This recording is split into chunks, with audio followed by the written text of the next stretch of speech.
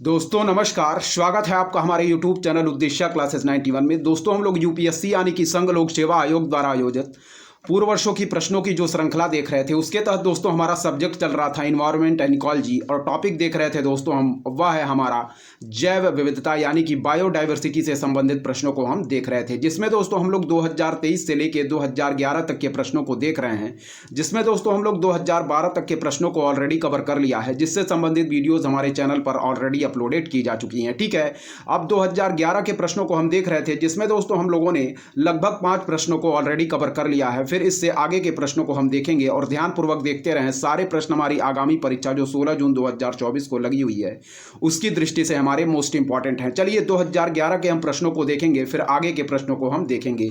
2011 में जो हमारे जैव विविधता से संबंधित प्रश्नों को हम लोग देखेंगे। ठीक है, इससे पहले के प्रश्न हमारे चैनल पर ऑलरेडी अपलोडेड किए जा चुके हैं। चलिए ध्यानपूर्वक देखिएगा। 2011 में जो हमारा छठा प्रश्न पूछा गया है बायोडाइवर्सिटी टॉपिक से, उसको ध्यानपूर्वक देखेंगे। कह रहा है कि जैव विविधता निम्नलिखित माध्यम या माध्यमों द्वारा मानव अस्तित्व का आधार बनी हुई है। ठीक है, तो इसमें जो पहला पॉइंट कह रहा है वह है हमारा मृदा निर्माण, दूसरा कह रहा है मृदा अपरदन की रोकथाम, और तीसरा कह रहा है अपशिष्ट का पुनः चक्रण, चौथा कह रहा है दोस्तों सस्य परागण। ठीक है, तो इसमें सही आंसर मार्क करेंगे ऑप्शन डी, यानी कि फर्स्ट, सेकंड, थर्ड और फोर्थ। ठीक है, फिर से देखिए, कह रहा है हमारा कि जैव विविधता निम्नलिखित माध्यम या माध्यमों द्वारा मानव अस्तित्व का आधार बनी हुई है। तो पहला पॉइंट कह रहा है कि मृदा निर्माण, दूसरा कह रहा है मृदा अपरदन की रोकथाम, तीसरा कह रहा है अपशिष्ट का पुनः चक्रण, और चौथा कह रहा है दोस्तों हमारा सस्य परागण। ठीक है, तो सारे पॉइंट हमारे इसमें सही दिए गए हैं। सही आंसर हम लोगों ने मार्क किया ऑप्शन डी, यानी कि फर्स्ट, सेकंड, थर्ड और फोर्थ पॉइंट हमारे बिल्कुल सही दिए गए। एक बार और देखेंगे कि जैव विविधता निम्नलिखित माध्यम या माध्यमों द्वारा मानव अस्तित्व का आधार बनी हुई है। पहला पॉइंट है दोस्तों हमारा मृदा निर्माण यानी कि सॉइल फॉर्मेशन, दूसरा है दोस्तों हमारा मृदा अपरदन की रोकथाम, तीसरा है हमारा अपशिष्ट का पुनः चक्रण, और चौथा है दोस्तों हमारा सस्य परागण। ठीक है, प्रश्न हमारा कह रहा है कि निम्नलिखित कूटों के आधार पर सही उत्तर चुनिए। तो सही आंसर मार्क करेंगे दोस्तों ऑप्शन डी, यानी कि फर्स्ट, सेकंड, थर्ड और फोर्थ चारों ही पॉइंट हमारे सही दिए गए हैं। यानी कि जैव विविधता दोस्तों हमारी मृदा निर्माण, मृदा अपरदन की रोकथाम, अपशिष्ट का पुनः चक्रण और सस्य परागण माध्यम या माध्यमों द्वारा मानव अस्तित्व का आधार बनी हुई है। इस पॉइंट को ध्यानपूर्वक याद रखिएगा। ठीक है, सही ऑप्शन हम लोगों ने मार्क किया था ऑप्शन डी, यानी कि फर्स्ट, सेकंड, थर्ड और फोर्थ चारों ही पॉइंट हमारे इस संबंध में सही दिए गए हैं। चलिए इसकी व्याख्या इंपॉर्टेंट है, व्याख्या हम देखेंगे क्या दिया गया है दोस्तों। चलिए दोस्तों ध्यानपूर्वक इसकी व्याख्या हम देखते हैं। ध्यानपूर्वक यहाँ देखें क्या कह रहा है।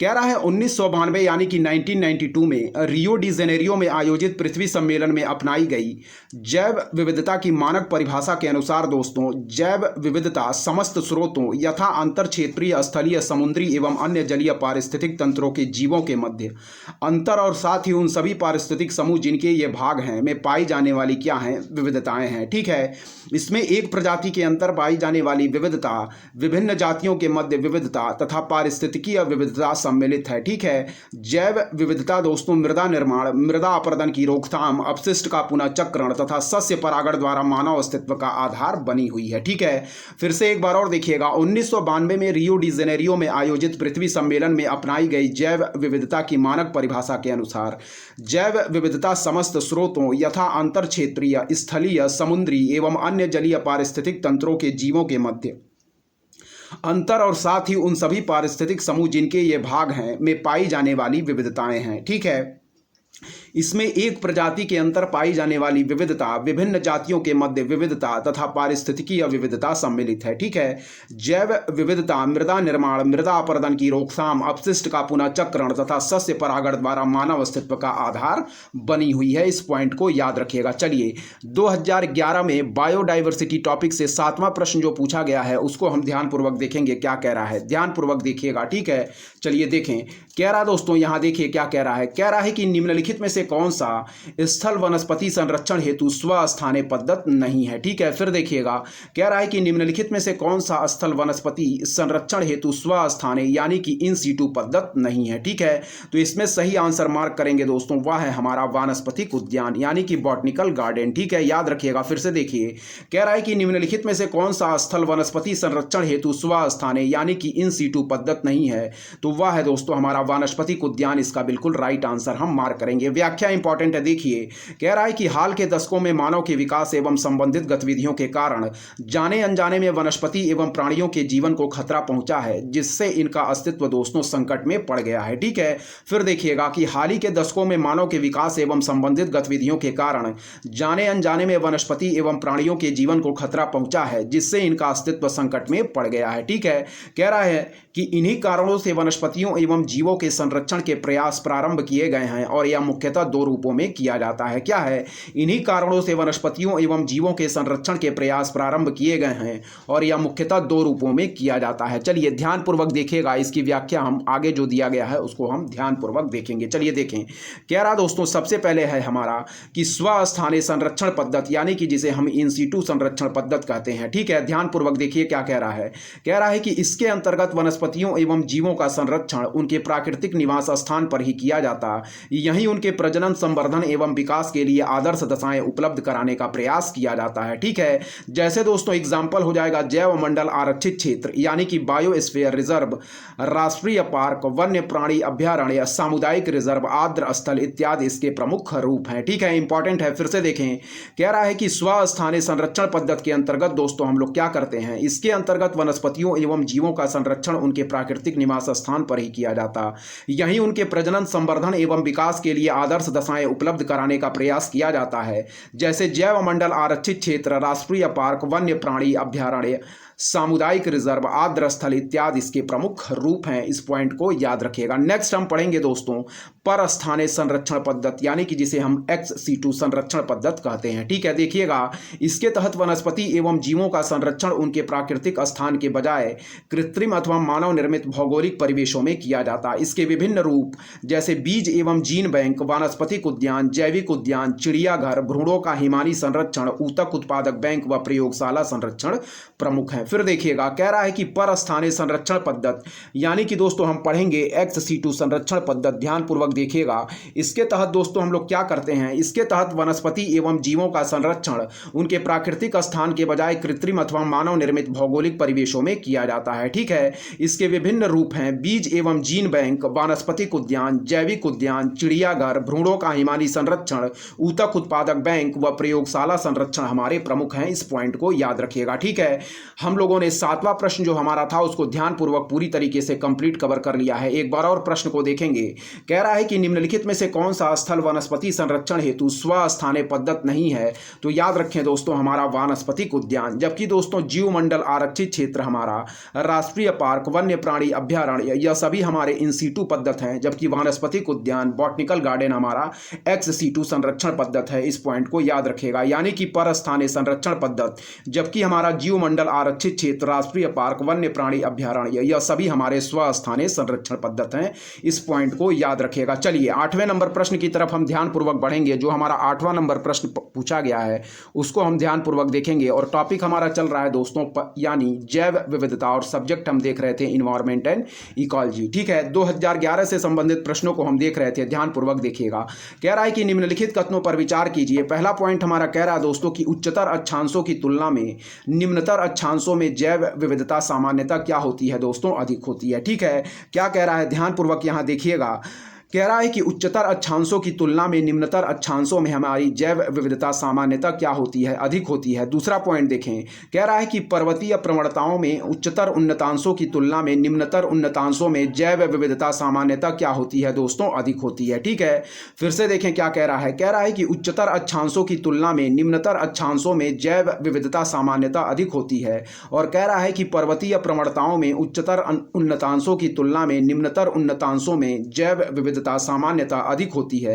कह रहा है कि उपर्युक्त में से कौन कौन से कथन हमारे सही दिए गए हैं, तो सही आंसर मार्क करेंगे ऑप्शन सी, यानी कि फर्स्ट और सेकंड दोनों ही पॉइंट हमारे सही दिए गए हैं। इस पॉइंट को याद रखिएगा। ठीक है, क्या कह रहा है ध्यानपूर्वक देखिएगा दोस्तों, यहां पे क्या कह रहा है एक बार देखिए फिर से कि निम्नलिखित कथनों पर विचार कीजिए। पहला पॉइंट हमारा कह रहा है कि उच्चतर अक्षांशों की तुलना में निम्नतर क्या है अक्षांशों में जैव विविधता सामान्यता अधिक होती है, और दूसरा पॉइंट कह रहा है कि पर्वतीय प्रवणताओं में उच्चतर उन्नतांशों की तुलना में निम्नतर उन्नतांशों में जैव विविधता सामान्यता क्या होती है दोस्तों, अधिक होती है। ठीक है, कह रहा है कि उपर्युक्त में से कौन कौन से कथन सही हैं, तो हम ऑप्शन सी मार्क करेंगे, यानी कि फर्स्ट और सेकंड दोनों ही पॉइंट हमारे सही दिए गए हैं। ठीक है, एक बार और देखेंगे कि अक्षांशों की तुलना में निम्नतर अक्षांशों में हमारी बायोडाइवर्सिटी सामान्यतः दोस्तों अधिक होती है। और दूसरा कह रहा है कि पर्वतीय प्रवणताओं में उच्चतर उन्नतांशों की तुलना में निम्नतर उन्नतांशों में हमारी बायोडाइवर्सिटी सामान्यतः अधिक होती है। तो दोनों ही पॉइंट हमारे इस संबंध में सही दिए गए हैं।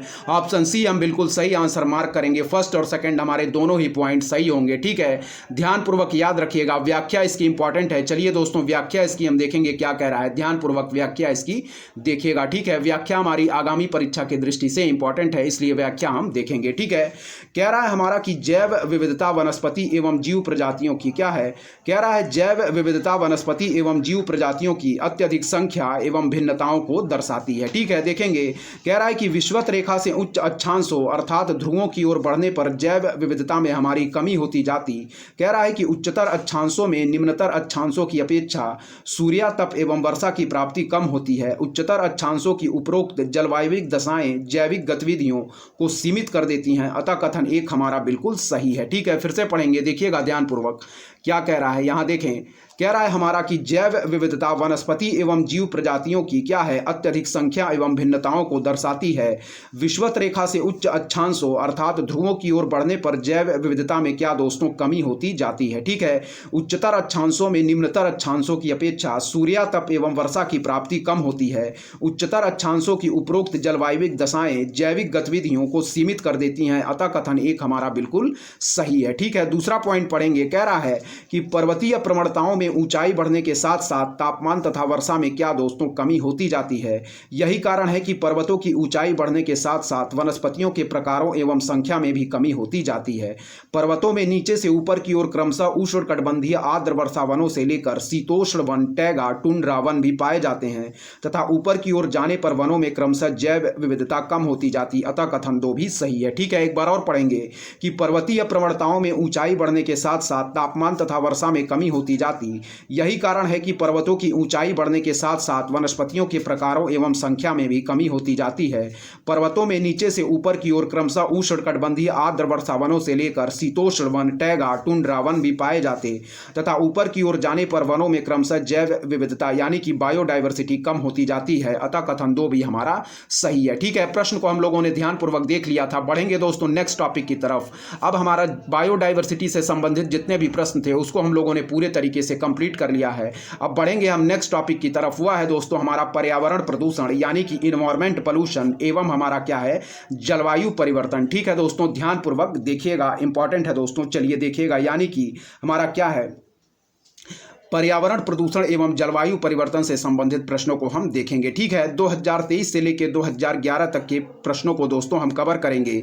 ध्यानपूर्वक देखिएगा, इन्वायरमेंट पॉल्यूशन और क्लाइमेट चेंज से संबंधित प्रश्नों को हम देखेंगे। क्या है टॉपिक है दोस्तों हमारा इन्वायरमेंट पॉल्यूशन और क्या है क्लाइमेट चेंज। ठीक है, ध्यानपूर्वक देखिएगा, सारे प्रश्न हमारी 16 जून 2024 को जो परीक्षा लगी हुई है उसकी दृष्टि से हमारे मोस्ट इंपॉर्टेंट होंगे। चलिए देखिए, 2023 में जो इस टॉपिक से पूछा गया पहला प्रश्न है वह कह रहा है कि निम्नलिखित पर विचार कीजिए। पहला पॉइंट है दोस्तों एरोसेल, दूसरा है हमारा क्या है फोम एजेंट, तीसरा है अग्निमंदक, चौथा है दोस्तों स्नेहक या लुब्रिकेंट। फिर पढ़ेंगे, कह रहा है कि निम्नलिखित पर विचार कीजिए। पहला है एरोसॉल, दूसरा है फोम एजेंट, तीसरा है दोस्तों अग्निमंदक, चौथा है दोस्तों हमारा स्नेहक या लुब्रिकेंट। ठीक है, ध्यानपूर्वक देखिएगा, कह रहा है कि उपर्युक्त में से कितनों को बनाने में हाइड्रोफ्लोरोकार्बन प्रयुक्त होते हैं। ठीक है, तो इसमें सही आंसर मार्क करेंगे दोस्तों ऑप्शन सी यानी कि केवल 3। ठीक है, इंपॉर्टेंट है।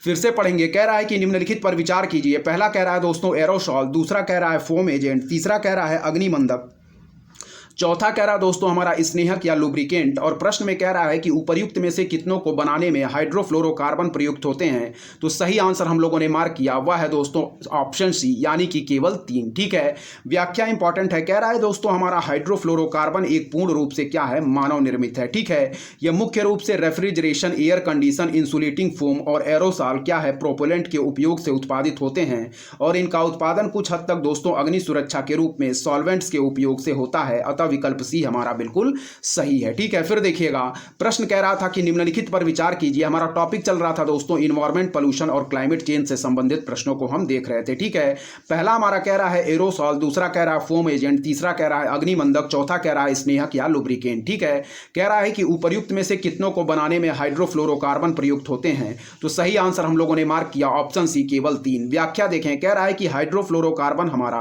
पूर्ण रूप से मानव निर्मित है। यह मुख्य रूप से दोस्तों refrigeration, air conditioning, insulating foam और एरोसॉल प्रोपेलेंट के उपयोग से उत्पादित होते हैं और इनका उत्पादन कुछ हद तक अग्नि सुरक्षा के रूप में सॉल्वेंट्स के उपयोग से होता है। अतः विकल्प सी हमारा बिल्कुल राइट आंसर होगा। इस पॉइंट को याद रखिएगा। ठीक है, चलिए 2023 में इस टॉपिक से पूछे गए दूसरे प्रश्न को हम ध्यानपूर्वक देखेंगे। क्या कह रहा है, इंपॉर्टेंट है, ध्यानपूर्वक देखिएगा। ठीक है, देखेंगे, पढ़ेंगे दोस्तों ध्यानपूर्वक, इंपॉर्टेंट है। देखें यहां क्या कह रहा है, कह रहा है कि निम्नलिखित कथनों पर क्या कीजिए दोस्तों, विचार कीजिए। क्या कह रहा है, निम्नलिखित कथनों पर विचार कीजिए। कथन और कारण का प्रश्न है, ध्यानपूर्वक देखिएगा। कथन 1 को हम पढ़ेंगे। ठीक है, कह रहा है कथन 1 दोस्तों की ऐसी संभावना है कि कार्बन बाजार जलवायु परिवर्तन से निपटने का एक सबसे व्यापक साधन हो जाए। क्या है, फिर देखिएगा। कथन 1 कह रहा है कि ऐसी संभावना है कि कार्बन बाजार जलवायु परिवर्तन से निपटने का एक सबसे व्यापक साधन हो जाए। ठीक है, कथन 2 कह रहा है दोस्तों कि कार्बन बाजार संसाधनों को प्राइवेट सेक्टर से राज्य को हस्तांतरित कर देते हैं। क्या है, कार्बन बाजार संसाधनों को प्राइवेट सेक्टर से राज्य को हस्तांतरित कर देते हैं। प्रश्न कह रहा है कि उपर्युक्त कथनों के बारे में निम्नलिखित में से कौन सा एक सही है। तो सही आंसर मार्क करेंगे ऑप्शन सी हमारा बिल्कुल राइट आंसर होगा। यानी कि कथन 1 सही है दोस्तों, किंतु कथन सेकंड हमारा क्या है दोस्तों, गलत दिया गया है। ठीक है, एक बार और प्रश्न पढ़ेंगे कि निम्नलिखित कथनों पर विचार कीजिए। पहला कथन कह रहा है कि ऐसी संभावना है कि कार्बन बाजार जलवायु परिवर्तन से निपटने का सबसे व्यापक साधन हो जाए, और दूसरा पॉइंट कह रहा है हमारा कि कार्बन बाजार संसाधनों को प्राइवेट सेक्टर से राज्य को हस्तांतरित कर देते हैं। ठीक है, कह रहा है कि उपर्युक्त कथनों के बारे में निम्नलिखित में से कौन सा एक सही है। तो सही आंसर हम मार्क करेंगे दोस्तों, वह है हमारा ऑप्शन सी, यानी कि कथन 1 बिल्कुल सही है और कथन सेकंड हमारा गलत दिया गया है। ठीक है, व्याख्या इंपॉर्टेंट है। चलिए इसकी व्याख्या हम ध्यानपूर्वक देखते हैं दोस्तों, क्या दिया गया है। व्याख्या हमारी परीक्षा की दृष्टि से इंपॉर्टेंट है। ठीक है, व्याख्या हम सारे प्रश्नों का कवर करते ध्यानपूर्वक चलेंगे। ठीक है, देखेंगे इसकी व्याख्या क्या कह रहा है। व्याख्या इसकी इंपॉर्टेंट है, ध्यानपूर्वक आप लोग देखें। चलिए देखेंगे, कह रहा दोस्तों हमारा कार्बन बाजार क्या है, यहां देखिएगा ध्यानपूर्वक। कह रहा है कि कार्बन बाजार जलवायु परिवर्तन के विरुद्ध वर्षों से चल रहे प्रयासों में सबसे व्यापक उपकरणों में से एक बन चुका है। ठीक है, वर्ष 2021 के अंत तक इसे विश्व के 21% से अधिक उत्सर्जन हेतु कार्बन मूल्य के निर्धारण में किसी न किसी रूप में आवृत्त किया गया था, जो वर्ष 2020 में 15% था। अतः कथन 1 हमारा बिल्कुल सही है। ठीक है, फिर से पढ़ेंगे। कह रहा है दोस्तों हमारा कि कार्बन बाजार, ठीक है, यानी कि कार्बन मार्केट दोस्तों जलवायु परिवर्तन के विरुद्ध वर्षों से चल रहे प्रयासों में सबसे व्यापक उपकरणों में से एक बन चुका। वर्ष 2021 के अंत तक इसे विश्व के 21% से अधिक उत्सर्जन हेतु कार्बन मूल्य के निर्धारण में किसी न किसी रूप में आवृत्त किया गया था, जो वर्ष 2020 में 15% था। अतः कथन 1 हमारा बिल्कुल सही है। ठीक है, नेक्स्ट टॉपिक पढ़ेंगे। नेक्स्ट पॉइंट कह रहा है कि कार्बन बाजारों को एक ऐसे वित्तीय तंत्र के सृजन हेतु डिजाइन किया गया है जिससे ग्रीन हाउस गैस उत्सर्जन में कमी को प्रोत्साहित किया जा सके। ठीक है, कार्बन बाजारों में विभिन्न कंपनियों एवं संगठन कार्बन क्रेडिट को क्या दोस्तों खरीद या बेच सकते हैं। हालांकि कार्बन बाजार से कार्बन क्रेडिट की बिक्री के माध्यम से सरकार के लिए राजस्व उत्पन्न हो सकता है, लेकिन यह पूरी तरह से कहना सही नहीं होगा कि इसमें निजी क्षेत्र से सरकार को संसाधनों का हस्तांतरण होता है। अतः कथन 2 हमारा सही नहीं है। फिर देखिएगा कि कार्बन बाजारों को एक ऐसे वित्तीय तंत्र के सृजन हेतु डिजाइन किया गया है जिससे ग्रीन हाउस गैस उत्सर्जन में कमी को प्रोत्साहित किया जा सके। ठीक है, कार्बन बाजारों में विभिन्न कंपनियों एवं संगठन कार्बन क्रेडिट को खरीद या बेच सकते। हालांकि कार्बन बाजार से कार्बन क्रेडिट की बिक्री के माध्यम से सरकार के लिए राजस्व उत्पन्न हो सकता है, लेकिन यह पूरी तरह से कहना सही नहीं होगा कि इसमें निजी क्षेत्र से सरकार को संसाधनों का हस्तांतरण होता है। ठीक है, इसीलिए दोस्तों हमारा कथन 2 सही नहीं है। इस पॉइंट को याद रखिएगा, जबकि कथन 1 सही था। ठीक है, सही आंसर हम लोगों ने मार्क किया था ऑप्शन सी, यानी कि कथन 1 बिल्कुल सही था, लेकिन कथन 2 हमारा सही नहीं था। इस पॉइंट को याद रखिएगा। ठीक है, टॉपिक चल रहा था दोस्तों हमारा क्या हुआ था, हमारा इन्वायरमेंट, पॉल्यूशन एवं क्लाइमेट चेंज, और सब्जेक्ट देख रहे थे पर्यावरण एवं पारिस्थितिकी। ठीक है, ध्यानपूर्वक देखिएगा। इस सब्जेक्ट से संबंधित जितने भी टॉपिक हम लोग कवर करते चल रहे हैं, सब दोस्तों हमारी आगामी परीक्षा की दृष्टि से मोस्ट इंपॉर्टेंट होंगे, क्योंकि यूपीएससी में दोस्तों डायरेक्ट प्रश्न तो रिपीट नहीं करते हैं, लेकिन फैक्ट जरूर रिपीट कर जाते हैं। इसलिए ध्यानपूर्वक सारे प्रश्नों को आप लोग देखते चले। चलिए, पारा प्रदूषण से संबंधित कुछ पॉइंट दिए गए हैं, ध्यानपूर्वक हम देखेंगे। ठीक है, प्रश्न 3 हमारा कह रहा है 2023 में पूछा गया है कह रहा है कि पारा प्रदूषण के बारे में निम्नलिखित कथनों पर विचार कीजिए। क्या है, फिर देखिएगा, कह रहा है कि पारा प्रदूषण के बारे में निम्नलिखित कथनों पर विचार कीजिए। पहला पॉइंट जो इससे संबंधित दिया गया है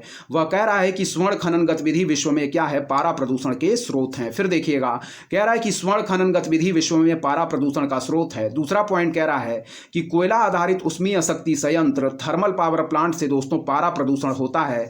तीसरा पॉइंट कह रहा है कि पारा के संपर्क में आने का कोई ज्ञात सुरक्षा स्तर नहीं है। क्या है, फिर पढ़िएगा कि पारा प्रदूषण के बारे में निम्नलिखित कथनों पर विचार कीजिए। पहला पॉइंट कह रहा है कि स्वर्ण खनन यानी कि गोल्ड माइनिंग से दोस्तों हमारा क्या है, गोल्ड माइनिंग जो गतिविधि है विश्व में पारा प्रदूषण का स्रोत है।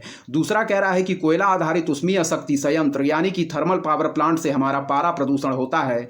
तीसरा पॉइंट कह रहा है कि पारा के संपर्क में आने का कोई ज्ञात सुरक्षा स्तर नहीं है। ठीक है, कह रहा है कि उपर्युक्त में से कितने कथन सही हैं, तो सही आंसर मार्क करेंगे सभी तीन, यानी कि तीनों ही पॉइंट इस संबंध में हमारे सही दिए गए हैं जो कि हमारा पारा प्रदूषण के बारे में कह रहा है। ठीक है, फिर से देखेंगे कि पारा प्रदूषण के बारे में निम्नलिखित कथनों पर विचार कीजिए। पहला पॉइंट ध्यानपूर्वक पढ़िएगा कि स्वर्ण खनन गतिविधि विश्व में पारा प्रदूषण का स्रोत।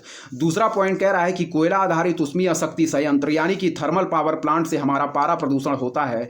तीसरा पॉइंट कह रहा है कि पारा के संपर्क में आने का कोई ज्ञात सुरक्षा स्तर नहीं है। ठीक है, कह रहा है कि उपर्युक्त में से कितने कथन सही हैं, तो हम सही आंसर मार्क करेंगे। तीनों ही पॉइंट हमारे सही दिए गए हैं। व्याख्या इंपॉर्टेंट है, ध्यानपूर्वक व्याख्या इसकी देखिएगा। चलिए देखेंगे व्याख्या इसकी क्या कह रहा है। ठीक है, देखिए कह रहा है हमारा कि पहला पॉइंट जो कह रहा है कि स्वर्ण खनन से आसपास के जल संसाधनों पर क्या है दोस्तों, विनाशकारी प्रभाव पड़ सकते हैं। स्वर्ण खनन के विषाक्त अवशेषों में 3 दर्जन से अधिक खतरनाक रसायन शामिल होते हैं। पहला है दोस्तों हमारा आर्सेनिक, दूसरा है हमारा क्या, लेड है दोस्तों। ठीक है, तीसरा है दोस्तों पारा, फिर है दोस्तों हमारा पेट्रोलियम उप उत्पाद, फिर है दोस्तों अम्ल और फिर है दोस्तों साइनाइड। अतः कथन एक हमारा सही है। पॉइंट एक इंपॉर्टेंट है, फिर से देखेंगे, कह रहा है कि स्वर्ण खनन से आसपास के जल संसाधनों पर विनाशकारी प्रभाव पड़ सकते हैं। स्वर्ण खनन के विषाक्त अवशेषों में 3 दर्जन से अधिक खतरनाक रसायन शामिल होते हैं। ठीक है, पहला है दोस्तों क्या, पहला है हमारा वह है आर्सेनिक, दूसरा है पेट्रोलियम उप उत्पाद, फिर है लेड, फिर है दोस्तों अम्ल, फिर है पारा और फिर है दोस्तों हमारा साइनाइड। अतः कथन एक हमारा बिल्कुल सही है। ठीक है, दूसरा पॉइंट पढ़िएगा, कह रहा है कि अधिकांश पारा प्रदूषण हमारा कोयले से चलने वाले ताप विद्युत संयंत्रों और अन्य औद्योगिक प्रक्रियाओं द्वारा उत्पन्न होता है। अतः कथन 2 भी हमारा बिल्कुल सही है। फिर देखिएगा कि अधिकांश पारा प्रदूषण कोयले से चलने वाले ताप विद्युत संयंत्रों और अन्य औद्योगिक प्रक्रियाओं द्वारा उत्पन्न होता है। अतः कथन 2 भी हमारा सही है। ठीक है, फिर पढ़ेंगे आगे, कह रहा है कि पारा उत्सर्जन के लिए कोयला आधारित उष्मीय शक्ति संयंत्रों का योगदान कोयले के दहन से होने वाले कुल उत्सर्जन का 70.7% है। फिर देखिएगा कि पारा उत्सर्जन के लिए कोयला आधारित उष्मीय शक्ति संयंत्रों का योगदान कोयले के दहन से होने वाले कुल उत्सर्जन का 70.7% है। ठीक है, फिर पढ़ेंगे, कह रहा है कि तीव्र या जीर्ण पारा जोखिम विकास की किसी भी अवधि के दौरान प्रतिकूल प्रभाव उत्पन्न कर सकता है। पारा एक अत्यधिक विषैला तत्व है, पारे के संपर्क में आने का कोई ज्ञात सुरक्षा स्तर नहीं है। अतः कथन 3 भी हमारा सही है। फिर देखिएगा, तीव्र या जीर्ण पारा जोखिम विकास की किसी भी अवधि के दौरान प्रतिकूल प्रभाव उत्पन्न कर सकता।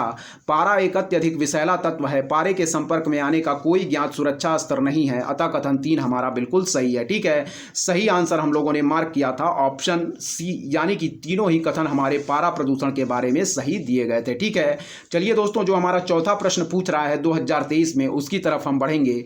वह है दोस्तों हमारा ग्रीन हाइड्रोजन से संबंधित हमारा प्रश्न पूछा जा रहा है, ध्यानपूर्वक देखिएगा। ठीक है, इंपॉर्टेंट है, कह रहा है हमारा कि हरित हाइड्रोजन के संदर्भ में निम्नलिखित कथनों पर क्या कीजिए, विचार कीजिए। ठीक है, पहला पॉइंट कह रहा है कि इसे आंतरिक दहन के लिए ईंधन के रूप में सीधे इस्तेमाल किया जा सकता है। फिर देखिएगा, हरित हाइड्रोजन के संदर्भ में निम्नलिखित कथनों पर विचार कीजिए। पहला पॉइंट कह रहा है कि इसे आंतरिक दहन के लिए ईंधन के रूप में सीधे इस्तेमाल किया जा सकता है। ठीक है, फिर से देखिए कि हरित हाइड्रोजन के संदर्भ में निम्नलिखित कथनों पर विचार कीजिए।